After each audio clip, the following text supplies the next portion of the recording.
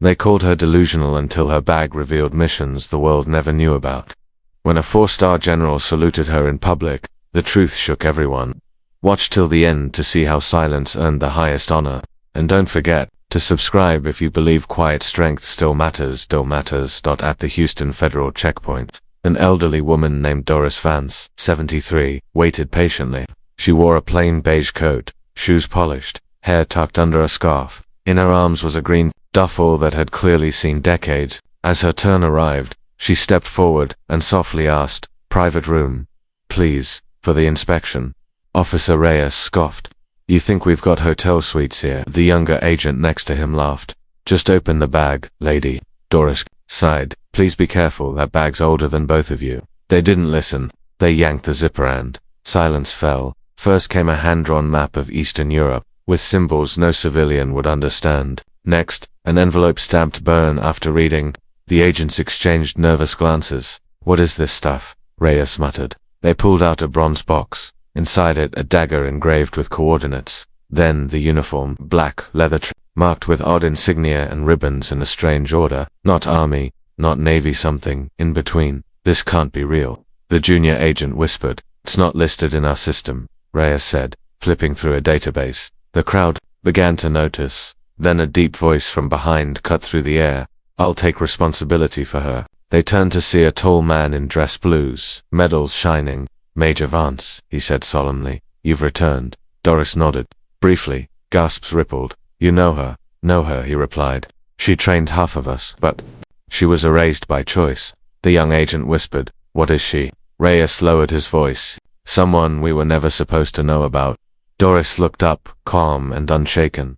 The world forgets its quiet guardians until it needs them again.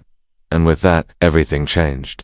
Just 3 days later, Doris Vance boarded a connecting train in Denver, her cane tapping lightly on the marble floor. She was met with suspicion at the platform security checkpoint, her ID still military encoded, lit up red. The guard laughed nervously. "This thing's flagged for ... high clearance." Another joined in. "I thought you were retired, ma'am." Doris simply nodded. They tried. The search began again. Her bag contained the usual gloves, an old photo, and a neatly folded map with red markings. But her tone changed everything. "Step back," she told one officer. "Protocol 7 still applies." "You're not in command anymore," he replied, sarcastically. "Then open the last pocket," she said quietly. They did. Inside, a compact file marked Operation Hollowstep, suppressed. The badge on the cover bore a crest unknown to even the senior agents. Then came the uniform, midnight black with diagonal gold bars, distinct alien, almost theatrical. But beside it, one item chilled everyone, a sealed audio recording labeled "in case of global breach." They stared. Then, breaking the tension, entered a man in full uniform. "Major Doris Vance?" he asked. She looked up, steady, still. Standing, he turned to the agents. "This woman trained the last known wave of Black Ops agents, the kind that never existed." One officer whispered, "She walks like she's been forgotten."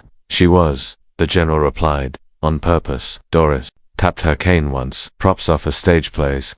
Mine's just a reminder of who I had to become." And just like that, the silence spoke louder than any uniform ever could. Rain pounded against the windows of the Washington terminal, thunder shaking the glass. Doris Vance stepped inside slowly, her cane tapping against polished floors. Her bag looked like it had survived 3 decades, and maybe it had. Security barely hid their smirks. "You again," one of them said, scanning her ID. "Doesn't even scan. Probably fake." She asked for privacy. They refused. As they opened the bag, a silence fell. Inside were maps drawn by hand, codebooks with ciphered messages, and a medal shaped like a broken chain. Most haunting was a letter marked "Do not reveal unless nation is at risk." One guard stepped back. "This is Black Tier," he whispered. Then came the Stormbreaker. A 4-star general entered, eyes locked on Doris. "She's here for a ceremony. Under direct presidential orders." Gasps spread. The crowd watched as he approached her, then stood at full attention. "Major Vance," he said firmly, "you served under the Ghost Directive. You protected this country with no name, no badge, no thanks." She looked him in the eyes. "All I ever wanted was for the mission to outlive me." The general nodded, and it did. She turned to the crowd. "They told me to vanish, so I did. But this is the one time I was asked to be seen." An aide handed her a cloak black with golden trim. It shimmered like myth. As Doris walked toward the escort team, everyone stood still. For the first time, they weren't watching an old woman. They were witnessing the return of a hero whose silence had shielded them all, and no one dared speak. They just watched history walk away. Her story was buried under medals no one dared speak of until now. She never chased glory, but history finally caught up to her. For more forgotten legends like Doris, subscribe and stand with those who stood alone.